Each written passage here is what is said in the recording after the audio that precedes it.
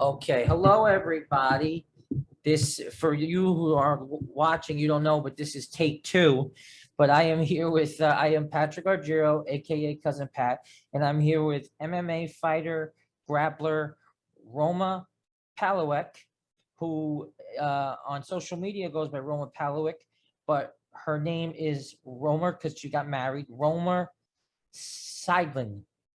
Seidlinger, you got it. Seidlin. You know, Yep. Roma, it's very nice to meet you. How are you? Good. How are you? Very good. By the way, FYI, I'm a divorced gentleman and wanted kids, never had kids, but I work with kids. And can you hear me okay? Yep. I can hear you. And your baby or your son might be top two most beautiful children I've ever seen. So That's beautiful, good. beautiful little boy, beautiful little boy. We were having some trouble earlier, so we did a retake, and so now we're going to start over. So I have some questions for you. You've been doing this game for quite a while, and even in let's see. So your official record is 1-0. Yeah. And you showed you fought back in 2014 on the undercard at Extreme Beatdown for Anthony Smith. That's pretty cool. I mean, I know he wasn't back then probably what as well known as he is now, but Yeah. it's still, you know, that was nice. And you got the victory. So Well, that was my one and only pro fight. I was actually signed to Invicta before that, but I got hurt. I actually had a bad neck injury, and I was just fighting my last several amateur fights and that last pro fight with cervical disc issues. And after that, you know, if I got hit in the head too much, my hands would start to go numb. It got to the point where it's just not worth it. As much as I loved competing, as much as I loved it, if you go to Invicta or that next level, you have to be able to make it through a fight camp. And I got to where I couldn't get hit in the head anymore. you know what, you know, it's funny you say that because I had cervical issues, three back surgeries, and I was like, I wanted to, like, I would collect pamphlets like jiu-jitsu, judo, and all these things. I was like, I want to do it. And then I got into this car accident and my head, and then it's like, I want to take up boxing because I want to learn. And then I'm like, well, that's probably not a good idea either. Every time you get No, there. but you know, I gotta say, okay, so you got signed to Invicta because, you know, I was looking around on your pages, and my two new best friends are Tapology.com and SureDog.com. And you know, I went on your Facebook page and I went on your LinkedIn page, and kudos to you for having a LinkedIn page, by the way. A lot of fighters don't. And I saw some interesting stuff I want to talk to you about. But getting to Invicta, or just getting signed by Invicta, that's a badass thing. That's a legit that's a legit thing. And I wanted to talk to you because when we were texting or whatever you call it on Twitter, I don't know what you call it, DMing or tweeting. DMing has now like a bad tone. Like I DM guys all the time, but now DM is used as a term like, you know, DMing, you know, like it's I'm getting old. It's not a bad term to me. yeah, it's like all these words now mean bad things. Like clout used to, now clout's a bad word. So I was like, I don't know, I'm too old. I'm 46 years old. I don't pay attention. So but you're a very busy mother. I think it's you know, you're realistic about things, which I could tell. You're smart because you knew that, yeah, if you have issues and you're getting hit in the head, that's not going to help you in the long run. And I just think that you probably, you know what's best for you, and you know what's best for your kids, and you know what's best for your family.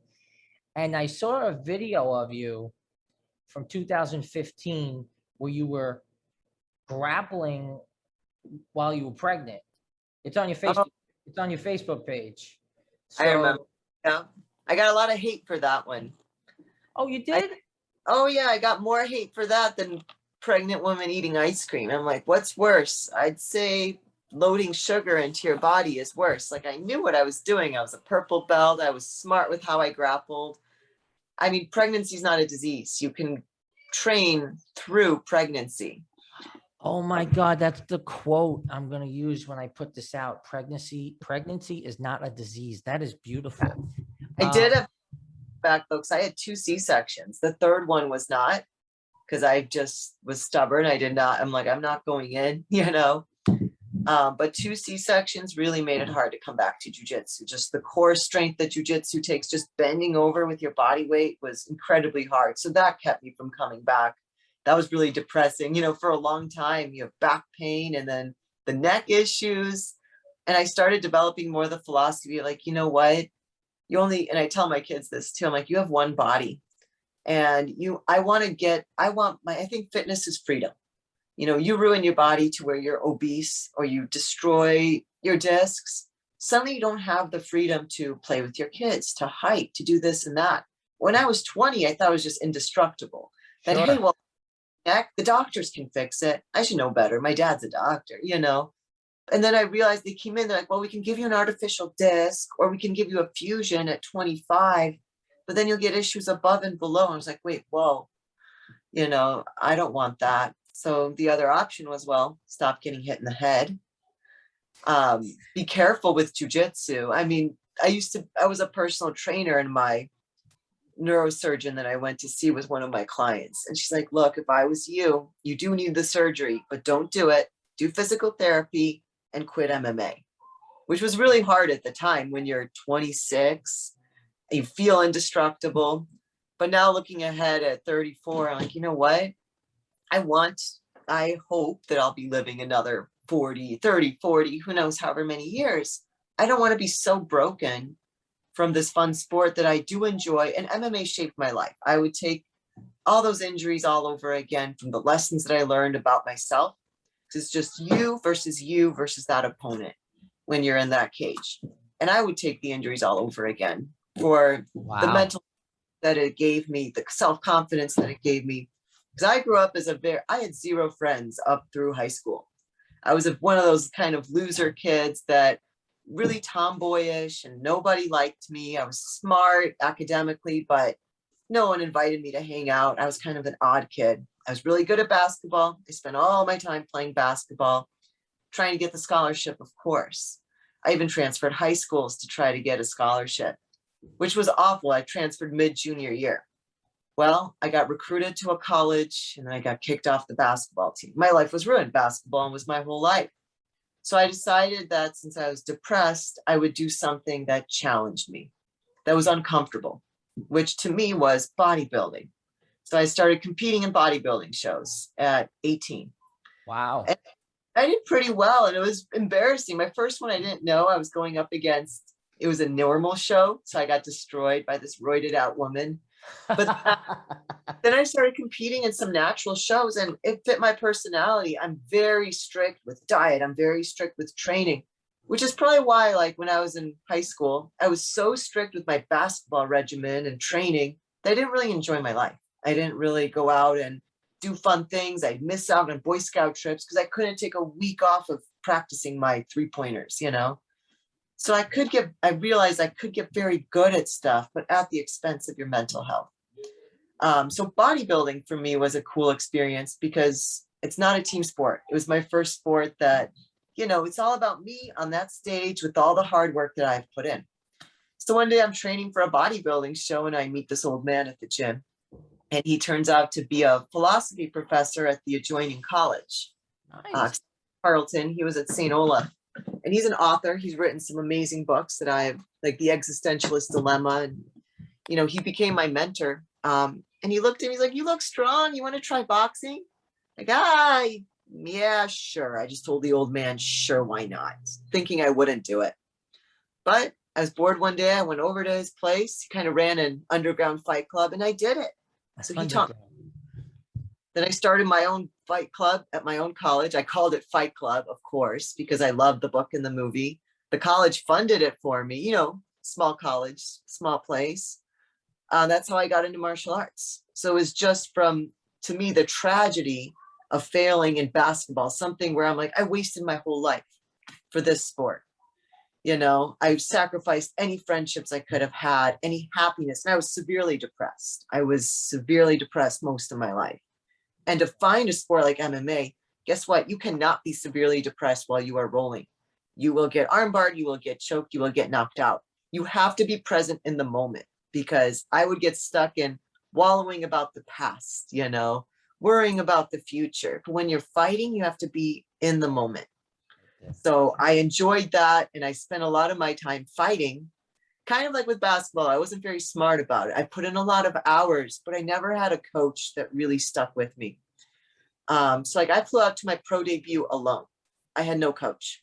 I had to pay someone else to be in my corner, because you cannot legally fight without a coach. My coach decided he didn't feel like coming on Thanksgiving or whatever. So I've been running my own fight camps. I've been doing my own stuff, and I can't do that in an Invicta or UFC level. So my last amateur fight was Aspen Ladd. You know, I lost, but I realized, like, wow, like she has a whole coach and team behind her.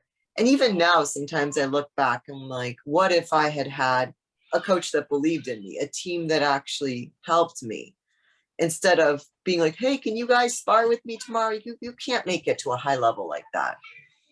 But yeah, I think it still did shape a lot of my confidence, a lot of who I am. And even though I'll never fight in a cage again, except for submission underground, I do want, you know, grapple in the cage. It taught me some good lessons about myself, some mental fortitude, and I'll always be thankful for that, you know. So That's great. And you know, the old saying, what's the old saying? One door closes, another one opens. yep. And so that's great. And it's a very dangerous place to live in, the what ifs, you know. And I think living in the moment is much healthier. It's good to have goals, but I think it sounds like you made the right decisions for you. And if you think about this, you were saying, you know, it's very interesting what you were talking about, that you didn't have any friends. And first of all, real quick, the association where you did the bodybuilding, what was the name of that association? Because I have a lot of friends who do professional fitness modeling, or professional, it's they're not bodybuilders, They're fitness or bikini competitors. yes. Yeah. Because there would be different divisions. There's fitness, like bikini, and bodybuilding. Yeah, because you look like you have a very well. I saw your pictures and stuff. You look like you have a slender frame, Yeah. and so you know. But you got all, you know, you got really into that, and you know, when you were saying about the hate thing, because this isn't an MMA show, although I'm just going to start calling it an MMA show, but it's not in the sense of, I've watched a lot of MMA shows. I love Errol Hawani, and I have my PhD in philosophy, and I'm a, you know, counselor. And when you said you didn't have a lot of friends, I want to, you know, it's a weird thing, because I never got picked on heavily, but even in my high school, I remember seeing the football players getting picked on by the bigger football players. And it was like, yeah. And then you don't know who's getting picked on at home. Sometimes the biggest bullies are like people from your home. And not everyone has a healthy relationship with their family. But I could tell you this one quick story, and I think it's great if the children are watching. I was one time, this one kid was giving me shit. And then this other kid sees him giving me shit. And he says, what do you, because I have a dark complexion, right? So a lot of kids back then, I grew up in an Italian, Irish community, and I'm Italian and Greek, but people thought they would make fun of me, Middle Eastern and all that stuff. So he started saying derogatory stuff. And this other kid, cool kid, and he just said, what do you, dude, he's Italian. What's the matter with you? And this other kid shut down, never bothered me again. I'd see him at parties. He'd be like, hey, what's up, Argiro? And sometimes it just takes that one person, if you have the ability to stand up for somebody else, and I saw another kid who's actually a Bellator coach. He was this Oh, great kid in high school, and now he's a coach for He trains Bellator fighters. And I went to high school with him, and he was a cool kid. And this other kid was picking on him. He said something to him. The kid turned white. He never picked on that kid again. Sometimes you just got to take that one thing, and then they're like, "Hey, what's up? It's all cool." Because if you just allow it to continue, sometimes it just goes on. that's But true. that's just a little side note um, of things. And but I saw some interesting things, and I've suffered from depression, and what I say is, and I think you probably, because maybe you would agree with this on your point of view. For you, you always going to have depression, but it could go into remission, just like any other disease. And my depression, I study mental health probably 2 to 3 hours a day for myself, besides other things I do. So mine's in remission, and I feel very good. How do you feel now? I mean, holding that beautiful baby boy, you can't be depressed doing that. I would imagine. I But always sometimes when you're too busy, you literally don't have time to be depressed. And I like that, in remission, because I think, a lot of my life I have been depressed, and it just feels like a hole, And for me, the first way out of that hole was to start working out, get on a regimen, do something consistent. Because when I lose my motivation to work out is when, you start slipping into that hole. But like having children, like I am their role model. I am who they look up to. So keeping your patience is sometimes hard, but I do my very best. But yeah, I think having children has definitely been a bigger cure than MMA, almost, because I have someone quite literally to live for, someone to set an example for. But even with that, I have found that if I don't make any time for myself, I can feel that remission coming back. So I make myself every month little workouts, and old me would say, what, 15 to 20 minutes? That's nothing. But guess what? I get up 30 to 45 minutes. I have my own cup of coffee. I do 10 minutes of yoga and like a 15-minute body weight workout. It's not much, but hey, when I go back to the gym to roll, even if I haven't rolled for like 5 years, I can still catch people. Partly because I've kept up my fitness. I try to run a mile a day. I call it like the character mile, where like you just do it. You either walk or run a mile a day, and take that mile to just think about things, reflect on things. Because wow. anyone can do a mile, right? You walk, run a mile. And we live out in the country, so we have like a big Christmas tree farm. And I love that, just a mile run to clear my head, get away from everything. Feels great. And it makes a difference in your fitness, even though it's so small. So that has helped me, I'm sure more than I do about the link between activity and movement and mental health and easing depression. Like when people start working out, it helps. The best therapy. I used to work out 6 days a week, minimum 5, and not because I'm wanted to be a stud, or because it was really a lack of a social life. And I say that sometimes and people laugh, but I worked out about minimum 5 days a week, 2 hours a day. And sometimes it was a little much, but just to get that angst out of me. And it was great. And I'm going to tell you one other thing. I'm going to use that and always say that you told me so, because I'm not the character mile. I don't know if you heard that from somebody, but I get it. I know what you're saying. It's like a very David Goggins kind of thing to say. I think it's from Instagram. I think it's the Sisu way. I think that's his Instagram handle. And I saw him doing that. I'm like, you know what? I like that. I'm going to implement that into my life. And then into my children. Sometimes one of my kids will run with me, walk. But I'm also reading some books, like a book called Balanced and Barefoot, because my kids are barefoot outside. We don't have a TV. And that book was saying how 1 in 6 kids has ADD or autism or something. Most kids these days, compared to your generation and mine, they can't hold themselves on the monkey bars. They can't run down a hill. And they're in occupational therapy because they basically can't climb a tree or walk down a hill, and I see it in some of my kids' friends. I'm like, you're scared to run down the hill. Like, it is not a scary hill on our farm here. It's like a normal hill. But the kid is afraid because the kid sits in his suburban house all day.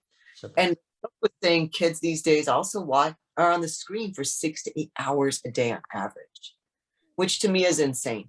And your school systems are doing more sitting, less recess. So we're raising a generation of course, more ADD, depression, everything, because we're told to sit down, be quiet, sit still, look at the screen with the flashing lights. And the cartoons these days, maybe I am getting old, are just flashing like stupid voices. I'm like, come on, guys, if you're going to watch something, watch like the Magic School Bus, something that actually teaches you something or has a plot. But they won't watch TV. They broke the TV, actually, to be honest, my husband's TV. They knocked it over and broke it. And he never bought one again, which was great. It's fine. So, with the there's a couple of things I like to say, because you're saying so many. I am so impressed with the level of intellect. Not that I didn't think anybody was intellectual, but I had a conversation. Oh, what was his name? Juan Adams, the Kraken. He fought in UFC, and this guy blew my mind with when he was a kid, he got scholarships to go to. So he was raised in lower, not diminished areas, I guess he would say. But because of his intelligence, he got scholarships and went to private schools and all that. And I'm just so impressed with some of the things you're saying. It's just really mind blowing.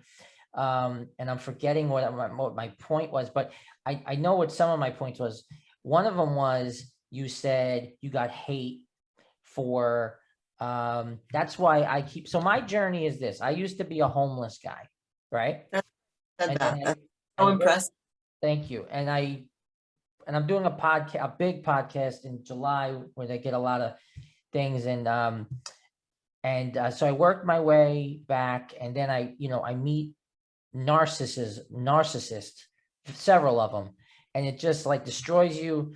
And then my father passed, and I was like, well, I need to get better, because for me, therapy is great, but it wasn't really doing what I wanted. And so I decided I'm going to do my own therapy. So, like people hating on you because you were rolling. There was a woman a few years ago, a beautiful woman, who had 3 kids. You might have heard of this. And she had a 3-year-old, a 2-year-old, a 1-year-old, and she was just ripped. She was ripped. And she wrote, what'd she say? What's your excuse, right? She got a lot of hate. I saw her. Yeah, and I was like, wasn't she like an Asian lady? She was Asian, yeah, but clearly fitness was a part of her life. Well, good for her, and she probably valued healthy eating for her children. Like my kids know about healthy eating. Well, they make fun of Taco Bell. The 5-year-old can read now, so be like, oh, Taco Bell. I'm like, dude, you've never had Taco Bell. But that lady got so much hate because it's almost like the tide has turned in our society. It's almost like, let's start promoting fat as healthy. And even this book I'm reading, it's saying they're starting to make the standards easier for children, for athletics and fitness. I'm like, okay, instead of celebrating somebody who works out through their pregnancy, somebody who stays fit after they have children. No, that just triggers these delicate people that maybe don't have the willpower, or that they don't make the time for their health. And I hate to say, this is going to be definitely controversial, but you can make time for your health. If you don't have time to work out, you can put your kids in the stroller, or at least eat healthy. Just don't put trash in your mouth. Just don't eat sugar. Don't eat all that stuff. I mean, I don't know. And like, I went through some tough pregnancies, and like, people make it seem like you're eating for 2, have ice cream, have this. Yes, actually you're eating for like 1, 2. And when you're eating for those 1.12, you have to be extra careful with what you consume. I was listening to a Joe Rogan podcast, and he had a guest she was talking about the plastic consumption and how much that affects developing children. So instead of shaming women that are working out while pregnant, which is actually good for you, working out postpartum, which is good for you and your children. I don't know. It just seems a little bit backwards what our society is trying to tout as okay. Yeah, it's getting crazy. And it's interesting because I want to recommend two things to you, not just to you because I think you need it or anything, but to anybody listening, because I think you would really enjoy it just based on the conversations. There is a YouTube channel called the Daily Stoic, and I that one. Yes. I get the newsletter every day and I watch the videos, and my goal is to watch every single video, but that changed I was doing therapy, and it's the beginning basis of cognitive behavioral therapy. And it's just amazing. That guy is amazing. And I will have to try to get him on the show, because I've had MMA people on the show, but I'd love to get him on the show. But you said a few things, and well, there's two things. So the Daily Stoic I recommended, and then the other thing I'm going to recommend to people, and if you want to do it in front of your kids, you can, because they're not going to care. You're their mom. There's a thing called laugh yoga, and you look it up. Yeah, it's so. What it is you're forcing yourself to laugh for no reason. And what happens is you do it, and it's so, in my opinion, and no disrespect to people who do it or people who created it, when you watch these people start to laugh, it's so funny that they're fake laughing that I start laughing because it looks ridiculous, and it's just so funny. I've never heard of that. I will have to look that up. Yeah, and if you don't want to do it in front of your husband, do it privately. They would probably love it, because that's childhood. Yeah, that's a good having kids too, is kids make you silly again, and you kind of almost relive your childhood a little bit. I go by Cousin Pat, and I have it I don't know, trademark, copyright, whatever, but there is a video out there that I keep, and I show parents, and it's called the cousin. It's not me.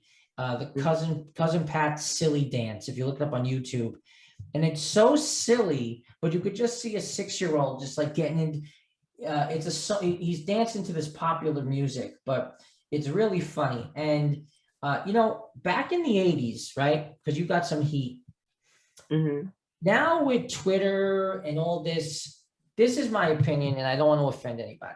Back in the 80s, when you wanted to complain, and people did complain about Johnny Carson, they had to go to their typewriter, type it up, and mail it. And if they got a letter, if they got a lot, they were like, whoa. And then Johnny Carson, I remember, apologized for one thing. Then in the 90s, you had email. Okay, you got to go over to the computer, type it up. Then you got the phone, you could type your email from there. Now you could do this. Now you could just do this, in my opinion. And I'm not mean-spirited, but this is how I feel people do now. This bothers me. Yeah. This bothers me. You don't even take any effort. And if they get 1,000 tweets, 1,000 in a world full of billions, I think it's billions, yeah.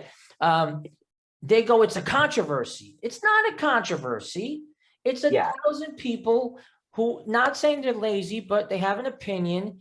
But to me, honestly, if you took that ability away, they would not complain. And then it's a controversy, and it makes it on. And I have a Yahoo account, but man, sometimes I read those stories from Yahoo, and they just drive me crazy. And my political views are sort of like Joe Rogan's, where I lean one way, but I'm a normal person. I don't go bananas. I consider Democrats and liberals. And if you're a liberal, I apologize. And no, I live in Portland, and I mean, we live out in the country a bit, but there's some craziness that goes on in Portland, and I avoid Portland. Yes, I know. I've heard. I'm an independent. I switched over to independent from another party, but because I like things from both areas, but I don't like the division. But Arnold Schwarzenegger said something, and I think you would like this when you say you don't have the time. When Arnold Schwarzenegger came to this country, he worked out 5 hours a day. He worked as a carpenter. He had another night job. He broke it down at a college. He gave the speech at the college, whatever it's called. And he said, you have time. It's how you choose to have time. You know, he would go to bed at 12, wake up at 6, and somebody said, "Oh, I can't sleep until 6." And he said, "Well, then sleep faster." You know, it was very funny, but I get excited when I like conversation. So I'm excited right now. And this is so much better. The second take two, because that first we were doing, I was like, you know what? I can't hear her, but I don't have I have a TV, but I don't have cable. So I have internet, but I don't have cable. So, I watch stuff like when I'm working and I need background noise. I just have it on, but I don't have a television in my bedroom. Good. Yeah, no, well, it's, you know, for you know, intimacy reasons, they always say it's bad. And then Yep. also, you know, the people are watching TV when they should be talking. Same thing with the phone. And I have a TV in my room, but I have nothing. If I want to watch it, I actually have to, I watch free stuff, and it's really honestly just background noise. So I think the fact that you're teaching your kids not to watch television that much is a good thing. And what So they're busy. Like, I mean, I let them also free roam a little more than probably most parents. Like, they're allowed to go out in the backyard by themselves at 5 and 3, obviously not the 1-year-old. They can catch frogs, they catch bugs, they plant gardens, they can use hammers and nails, they can climb trees. Pretty much my rule is don't go up if you can't come down. And we've had a few stitches for everybody. But you know what? My kids are, I think, pretty well balanced. So I don't know. I hope I'm doing something right. We'll see. well, I'm sure you are. But just from talking with you, I can tell that, you know, you're making, you seem to be making decisions based on common sense, and that's a good thing. And you're putting your family first. And you said something interesting earlier, that when you go to the gym, you're Andrew's wife. You know, here's my thing, and I've learned this from being with people, either family members. If that, but like, it's not my expression, but like someone's opinion of you is none of your business. You know what I mean? And your opinion of them is none of their business. It's like, you know, you're not Andrew's wife, you're Roma. Like, you got signed to Invicta, and I'm sure he's a great guy, or you wouldn't have married him and had three beautiful children. It doesn't offend me. I just find it funny that, like, you know, I used to be this badass fighter at the gym, and now, oh yeah, you're professor's wife. How far I've slipped. But just really because I haven't been in for 5 years. I'm actually going to go today pretty soon to go train. My family's in town, so I get the rare opportunity to go train. Oh, I see. Yeah. How long have you been in Portland? Well, I know you were outside, but I don't want to give the town away, but I mean, it's out there for people to see. But I live in a small town myself, and I never say the small town, but I just give the bigger aspect. So you know, I'm near Paula, and we've been around here for 2 years, but we were in Eugene for 8. So we've been in Oregon for about 10 years. oh wow! And do you love it? Yeah, some of it. So love the aspect of it. Yeah. Beautiful. What kind of support system do you have? Do you have a good support system, family, friends, or your husband? Well, that's where, like, once in a while my family visits from Illinois, and his family's from Maine. So that's the hard part. You're out in the country a bit, you know, so I don't get to go to like a jujitsu class unless I have, you know, someone to watch them. So like, this is like my rare time. I get to go to a class. But so like what I do is my 5-year-old goes to class, and then my husband does help me by watching the other two, and I'll ask people to roll with me in the cage. So, you know, there's no class for me to go to at the same time as the kids' class, but I make my own training like that, which I think is a good compromise. But that just means that, you know, my husband does help me too, though, you know, since he's been going for many more years than me, and he's definitely more accomplished than me. He'll give me tips and help me out at home. So I get benefits from both, you know. But I want to make this interview about you, but let me ask about your husband because I don't. You said he's more accomplished. Was he also an MMA fighter? took 2 like amateur fights a long time ago, but he's been more jujitsu. Okay. Did on Sug a few times. He stepped in last in against Pedro Marino. He Wow. just less than 24 hours notice. Like he's a good fighter. He's, you know, tough. So hopefully I'll get to get in the cage. Maybe he'll be able to get on the same card as me one day again. That would be fun. Nice. So tell me a little bit. So what I do on this show is I ask the questions about the guest, meaning I want to know about your background, your journey. You told me there's lessons to be learned in everything you said. That's what I try to grab from people. I've had UFC fighters and they were recorded, so it's not like I'm giving away a secret.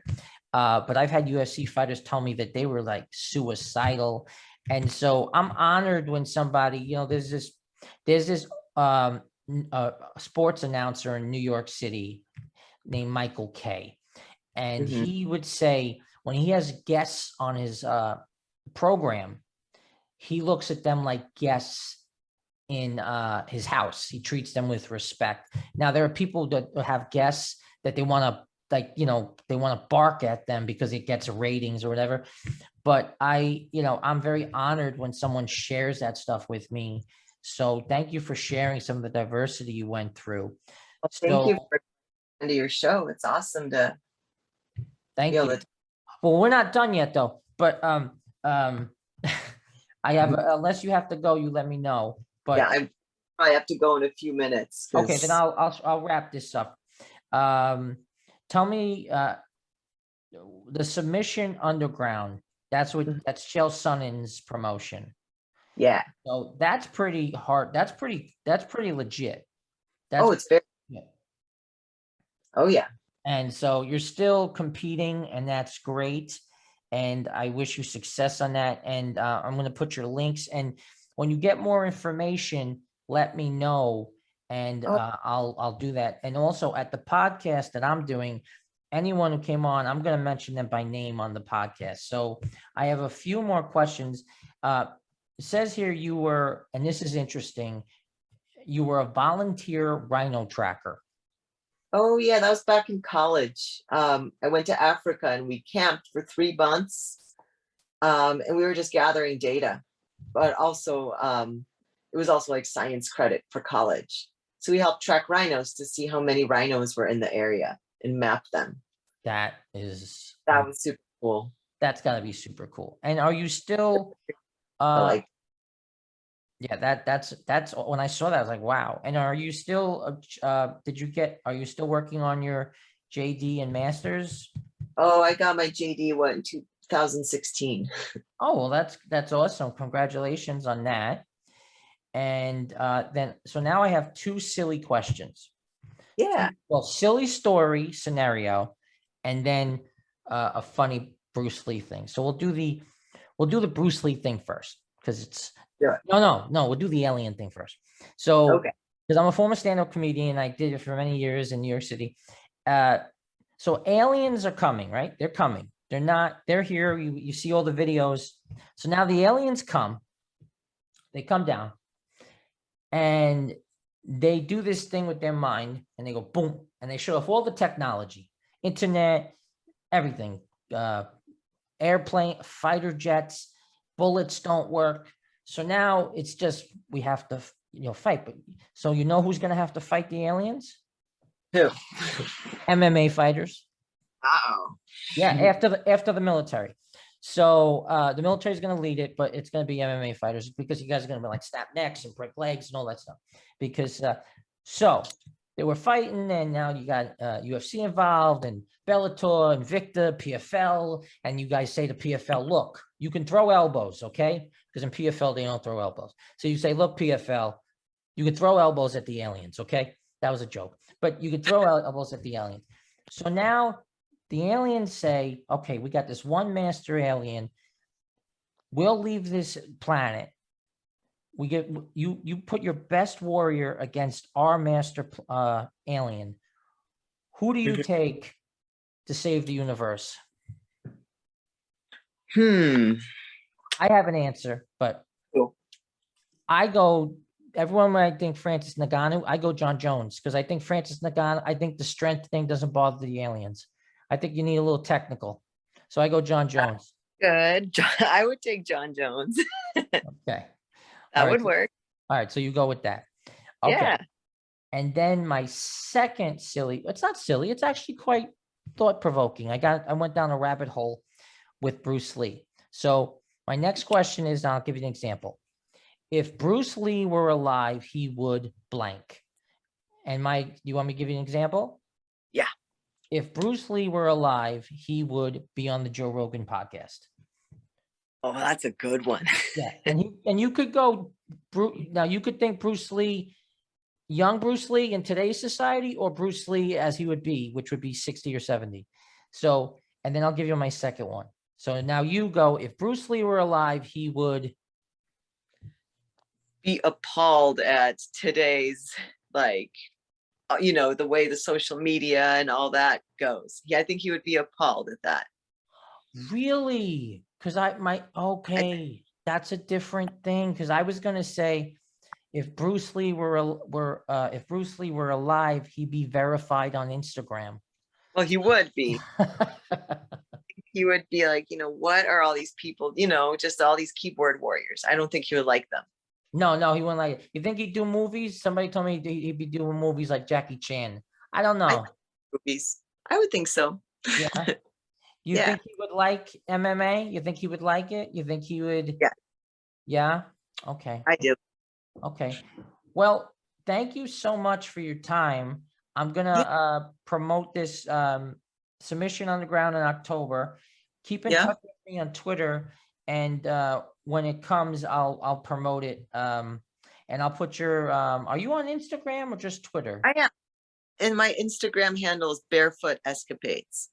Okay, so I couldn't find you. I couldn't find you. So Barefoot Escapades. Because it's Roma Pawelek on there. That's why. Okay. So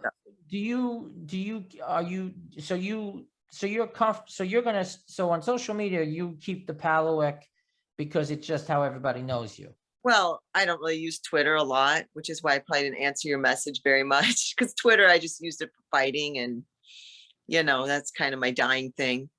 My Instagram is mostly pictures of my kids. And then Facebook, I just don't use a ton. So, but I can send you my link over Twitter.